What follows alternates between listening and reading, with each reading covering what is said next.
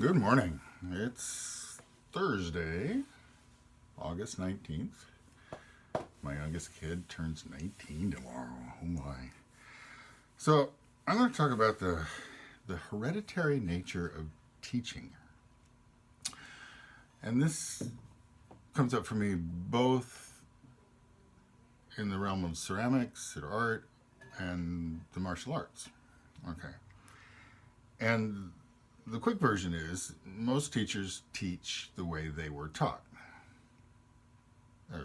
It's, it's what they know. This is how I was taught to throw. This is how I was taught to do this particular skill set. And in fact, some teachers, that may be all they know about how to teach throwing or a martial art or whatever, whether that's I was told this is the correct way, or this is the way we've always done it, or whatever. That's all they have. That's the complete list of options. And of course, that doesn't work. At least it doesn't work for all people. And it presumes a lot that probably shouldn't be presumed. For instance, it presumes that your teacher was a really good teacher. I mean, the fact that you continued in the activity is some proof that they were at least good enough not to chase you away. But they may not have actually been a scholar of the subject to any great degree, and certainly not necessarily a scholar of the subject of teaching in any great degree. They taught you a way, you learned that way. Cool. All right. So there are two problems with that. Three. I'll go with three. One is that not all students learn the same or have the same physical capabilities or tendencies, particularly in the martial arts. So you have to be able to adapt. If you're going to be a good teacher, you have to be able to adapt how you're teaching to the student.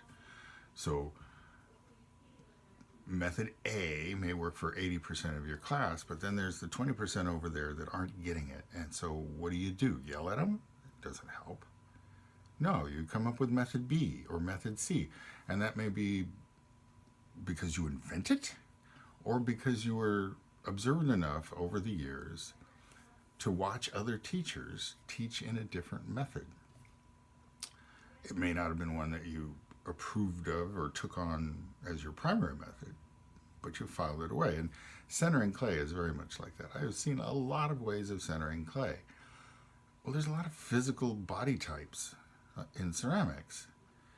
And centering clay is different if you're a 250-pound man than if you're a 100-pound woman, or a 100-pound man and a 250-pound woman. I mean, it's not the gender. So, if you're going to be a good teacher, it helps to observe other methods of teaching. And it helps potentially to be willing to invent one. And that's recently come up with that video I posted about teaching fighting. That was nothing about my education as a fighter. I sort of wish it had been.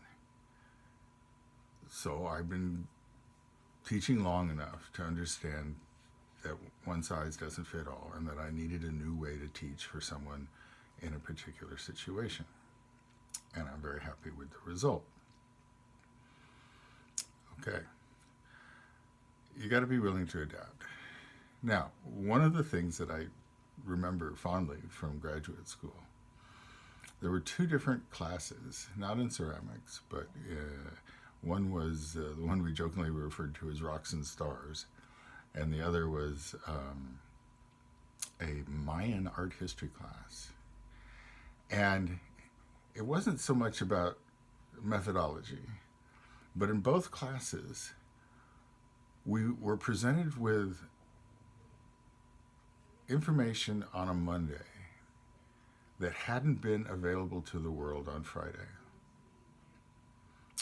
So in the one case, it was photographs of a part of Mercury that had never been photographed before, and so it wasn't old stale knowledge that had been taught the same way for decades. It was brand new, and the teacher was excited about it, and some of us students were excited about it. I won't say all of them.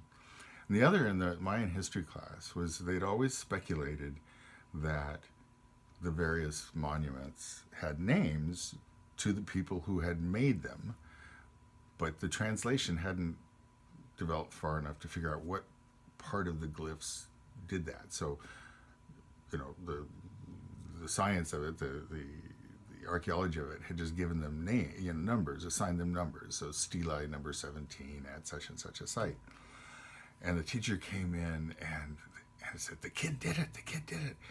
And the kid is this prodigy who grew up with archaeology parents and is the chief person responsible for deciphering Mayan glyphs.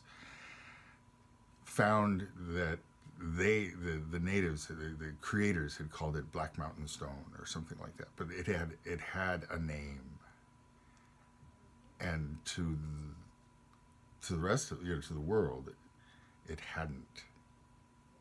Just days before. So, teaching. Sometimes the same old way works. Good for you. But sometimes there's fresh knowledge, and sometimes there's fresh ways of teaching.